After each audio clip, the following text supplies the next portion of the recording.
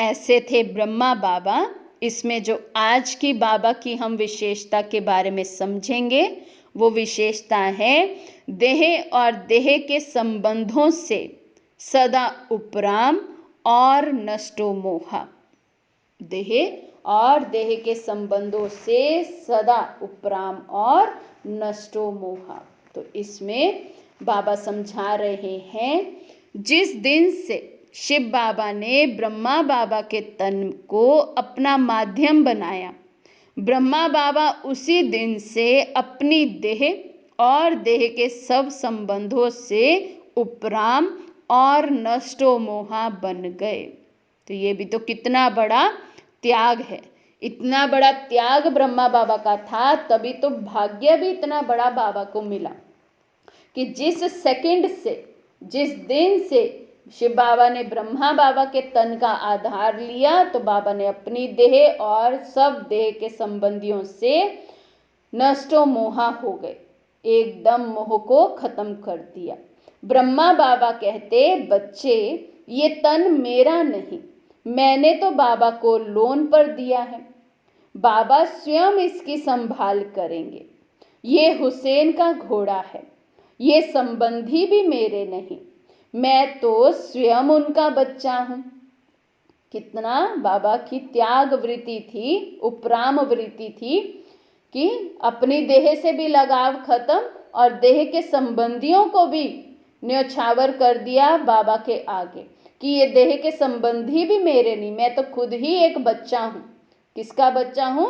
शिव बाबा का बच्चा हूं। ये सब शिव बाबा के हैं।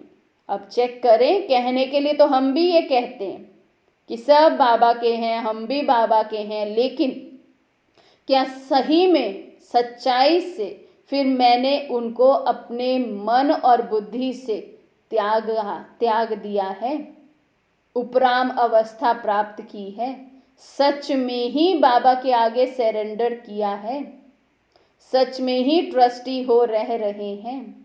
तो ये चेक करें हम। इसी स्मृति से बाबा डबल लाइट बन गए, तभी तो बाबा बंधन मुक्त हुए। हम बंधनों में क्यों फंसे हैं? क्योंकि बाबा ने जैसे आज मुरली में कहा, सच्ची प्रीत नहीं है हमारी। हम कहने के लिए तो बहुत कुछ कह देते हैं, लेकिन ओरिजिनल में अंदर से फिर भी मेरा मेरा बहुत कहीं फंसाया हुआ है। तो बाबा कहते, बाबा से अनुभव होता था कि बाबा चलते फिरते प्रकाश की काया के बीच है। ऐसे ही हम बच्चों को भी फॉलो फादर कर देह और देह के सब संबंधों से उपराम व नष्टो मोहा रहना है।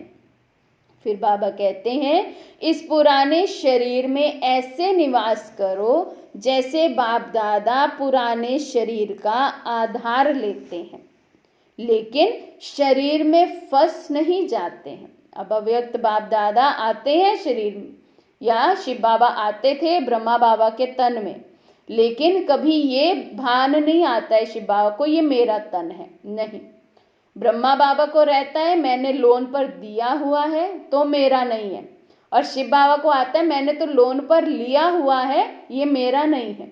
तो देखो दोनों ही बाप और दादा कैसे उपराम है कि देह यूज कर रहे हैं लेकिन देह में फंसे हुए नहीं हैं। कर्म के लिए आधार लो और फिर अपने फरिश्ते स्वरूप में स्थित हो जाओ, अपने निराकारी स्वरूप में स्थित हो जाओ। न्यारेपन की ऊपर की ऊंची स्थिति से नीचे साकार कर्म इंद्रियों द्वारा कर्म करने के लिए आओ। कहाँ रहो सारा समय?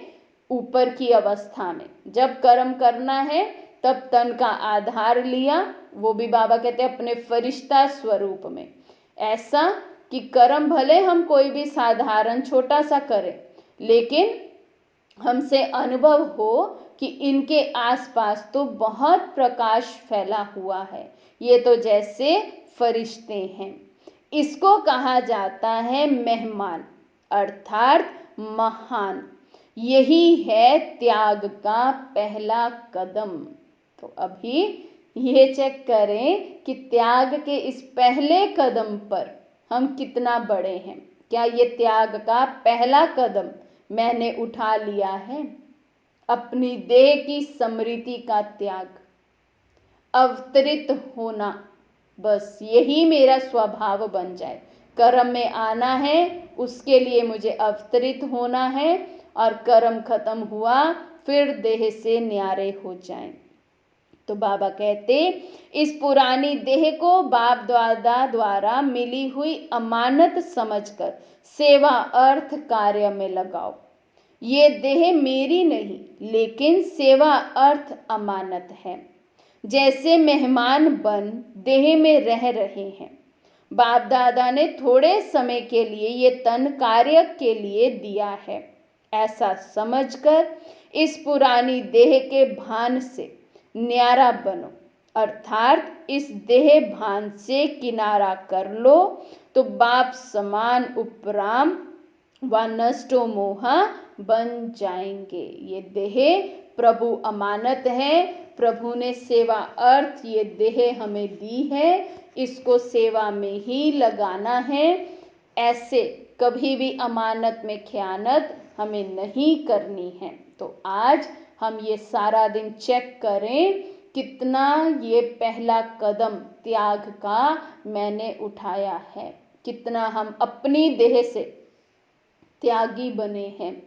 ये देह मेरी नहीं, लोन पर ली हुई है, अमानत है, सेवा अर्थ यूज करने के लिए मिली है। तो आज सारा दिन ये अटेंशन रखेंगे, इस पर कर्म करेंगे, इस पर सोच विचार भी करेंगे कि कैसे हम इस त्याग के पहले कदम को उठाएं, और जो कदम उठाएं ये पक्का करें फिर उसको वापस नहीं लेना है।